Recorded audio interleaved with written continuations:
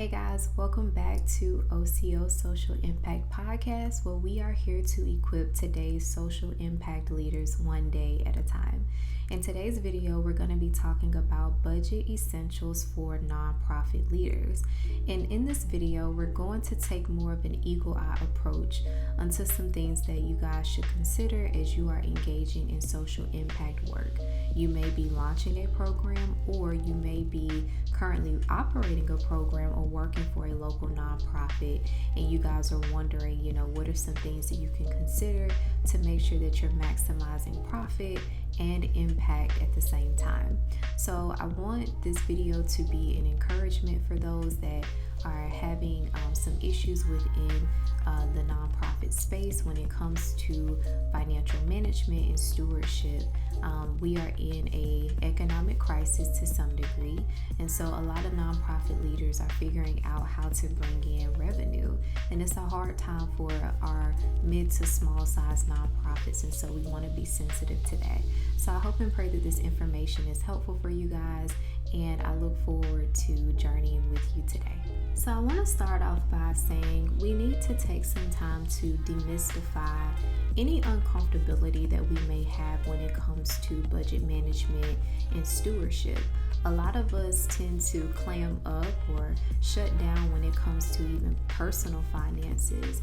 And so when we are in these organizations, we need to be open and transparent about where we are when it comes to where we are financially with our programs and our operations, and even how much we're able to pay our staff members.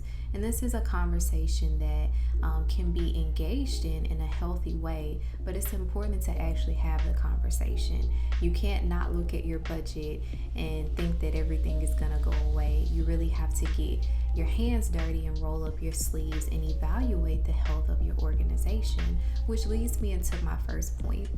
Accurate information reflects an accurate budget. You cannot accurately understand the health of your organization if you aren't looking at the numbers. And the numbers are not just how much is in the budget, but how much is being allocated to these different programs, how much is being allocated to salaries and wages, what is going on with the different grants that your organization may be operating from. And so you want to make sure that you are accurately looking at what's going on in your nonprofit. This can also translate to how much impact is actually happening with your target population and the people that you're serving. How many dollars are going to the meals that you are preparing? And how many dollars are going to the different workshops that your organization is putting on to help those re-entry into the workforce? And those are two, examples, but the point is you must be able to understand where the financial health is for your organization. The second point that I want to talk about is embracing those core mission support expenses. And when we talk about anything related to core mission, let's think about your major operational areas. This can include the programs that you operate, your staff, marketing and communication, resources, and different platforms that your nonprofit engages in to share what is going on within the organization, and then those general administrative costs. There are some individuals that when they are planning their budgets, they are not considering the operational costs or those core support things that is necessary to run the day-to-day things for your nonprofit. Think about facilities management. Think about accounting services if you are using a third party to oversee your budget. You can even have cleaning services that come in and clean the building. There are so many things that different nonprofits have going on within their organization, but the point is you should not forget those core mission support expenses, because that is what keeps your organization afloat and keeps your organization operating efficiently. In my office, we have several different budgets that can be allocated towards programming, can be allocated towards miscellaneous expenses, and then allocated towards professional development support, and so on and so forth. And in those budgets, we have a contingency, which is an estimate of how much things will cost, and we go up to 10%. And so when you are budgeting for things, you can increase those numbers to a certain contingency number so that you can overestimate or have a blanket, if you will, to protect you guys when you are thinking about those core mission support expenses. The third point that we're going to talk about is making sure that you are having a reserve and contingency plan. And I've already alluded to what a contingency percentage is when it comes to numbers. That is essentially overestimating how much you believe it's going to cost to get something done. This can be how much is it going to cost to support your staff, how much it's going to cost to put on this fundraising gala or this fundraising event that's coming up in the next few months, and so on and so forth. Again, my organization operates at 10%. Most organizations that I've worked for and worked with have also had a 10% contingency number, but the point is making sure that there is a safety net just in case things go wrong. When it comes to a reserve and contingency plan, I also want you guys to think about having an actual plan in place when it comes to operating in a crisis. If COVID-19 wasn't an eye-opener for you guys, then let this podcast episode be an eye-opener. You need to have a plan when it comes to operating in times of economic crises. So many nonprofits go through this ebb and flow when it comes to their finances because there isn't a set plan, there isn't strategies in place. And some people may be saying, well, we are operating at a deficit. We don't have the money. We are short-staffed, and there are so many factors that go into why nonprofits are operating at different paces and speeds. But the point is, it doesn't hurt to have a reserve and contingency plan and different financial policies in place. And this can be eternal, so that your staff understand how you guys use your dollars, so that the board of directors understands what it is that your organization needs based on these different plans that may come up and may arise. I want you guys to think offensively and not defensively. Do not let another pandemic or an economic recession or even something related to your organization happen and it wakes you up to say, oh my gosh, we're not prepared for this. There are different ways to engage in proper stewardship and management, and that is what I want you guys to engage in related to whatever your organization needs. And then the final point that we're going to talk about today is consider your sources of revenue. If you've been following this channel or the podcast version of this channel on Spotify and Apple Podcasts, you know how much I talk about having a diversified portfolio of revenue.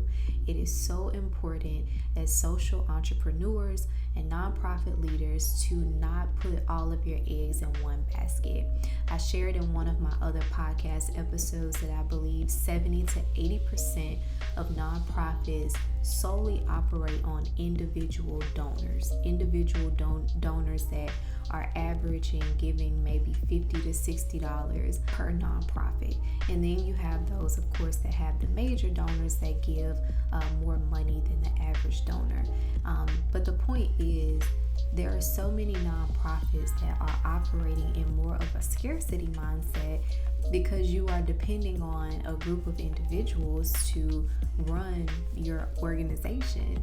And for some organizations, they've built up the repertoire, they've built up a reputation where they are able to do that. And they have hundreds of thousands, if not millions, of individuals that give to their organization yearly. But for my local and my mid to small size nonprofits that are operating with a budget of $500,000 or less, you know how quick those dollars go by the time you've allocated everything to your programs, to your staffing, to your core expenses, and so on and so forth. And then let's not even forget a rainy day fund where things may come up and you just have to work with what you have. I want to drill this home. Please make sure that you have a diversified portfolio of revenue. That can be grants at the state level, at the local level, within your jurisdiction, wherever you are. This can be nationally or this can be federally. You can engage with different partnerships and figuring out how to outsource some of your services so that someone else can help you pick up the slack.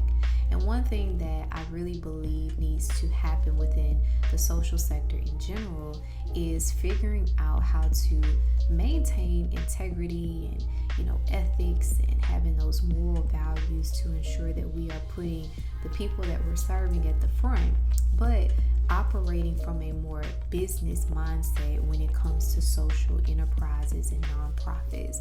Some people are literally terrified to operate as a business because they feel like, well, the mission isn't as valuable as it would be if I'm not taking or bringing in any private funding. That's not necessarily the case. And of course, this is going to be dependent strictly on the needs of your organization. But the point is, we need to come in innovation and engage in different ways to help nonprofits to not always struggle, to not always operate on fumes, essentially, because there isn't enough money left over quarterly or biannually or annually.